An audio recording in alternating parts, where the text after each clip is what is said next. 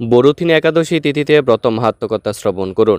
বৈশাখ কৃষ্ণপক্ষিয়া বরুথিনী একাদশী ব্রত মাহাত্ম্য ভবিষ্যোত্তর পুরাণে যুধিষ্ঠির শ্রীকৃষ্ণ সংবাদে বর্ণনা করা হয়েছে। যুধিষ্ঠির মহারাজ শ্রীকৃষ্ণকে বললেন, হে বাসুদেব, আপনাকে প্রণাম।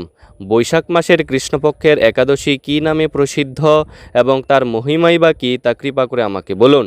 শ্রীকৃষ্ণ বললেন, হে রাজন, ইহলোক ও পরলোকে বৈশাখ মাসের কৃষ্ণপক্ষিয়া একাদশী বরুথিনী নামে বিখ্যাত। এই একাদশী ব্রত পালনে সর্বদা সুখ লাভ হয় এবং পাপক্ষয় ও সৌভাগ্য প্রাপ্তি ঘটে।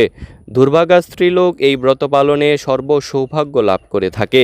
ভক্তি ও মুক্তি প্রদানকারী এই একাদশী ব্রত সর্বপাপ হরণ এবং গর্ভবাস যন্ত্রণা বিনাশ করে। এই একাদশীর ব্রতের প্রভাবে মানধাতা, ধুন্ধুমার আদি রাজারা দিব্য ধাম লাভ করেছেন। এমনকি মহাদেব শিবও এই একাদশী ব্রত পালন করেছিলেন। 10,000 বৎসর তপস্যার ফল কেবলমাত্র এক বরুথিনী একাদশী ব্রত পালনে লাভ হয়। যে শ্রদ্ধাবান ব্যক্তি এই একাদশী ব্রত পালন করেন, তিনি ইহলোক ও পরলোকে সমস্ত প্রকার বাঞ্ছিত ফল লাভ করেন।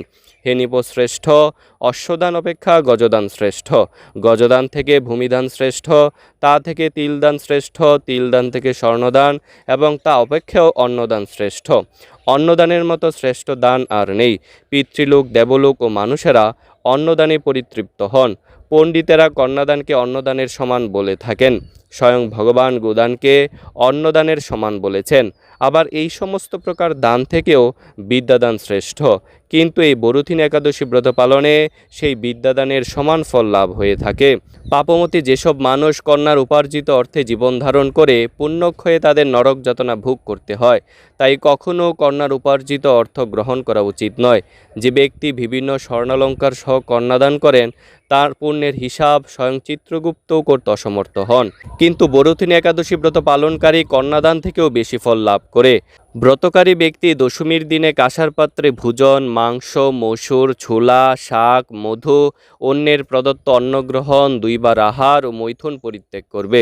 দ্রুতক্রীড়া, নেশাজাতীয় দ্রব্য, দিবানিদ্রা, পরনিন্দা, পরচর্চা, প্রতারণা, চুরি, হিংসা, মৈথুন, ক্রোধ ও মিথ্যাবাক্য একাদশীর দিনে বর্জনীয়। কাঁসার পাত্রে ভোজন, মাংস, মসুর, মধু, তেল, মিথ্যাবাসন, ব্যায়াম, 2 বার আহার ও মৈথুন এসব দ্বাদশীর দিনে পরিত্যাজ্য। হে রাজন, এই বিধি অনুসারে বরুথিনী একাদশী ব্রত পালনে সকল প্রকার পাপের বিনাশ এবং অক্ষয় গতি লাভ হয়। যিনি হরিবাসরে রাত্রি জাগরণ করে ভগবান জনার্দনের পূজা করেন, তিনি সর্বপাপ থেকে মুক্ত হয়ে পরম গতি লাভ করেন। তাই সূর্যপুত্র যমরাজের যাতনা থেকে পরিত্রাণের জন্য পরম যত্নে এই একাদশী ব্রত পালন করা কর্তব্য।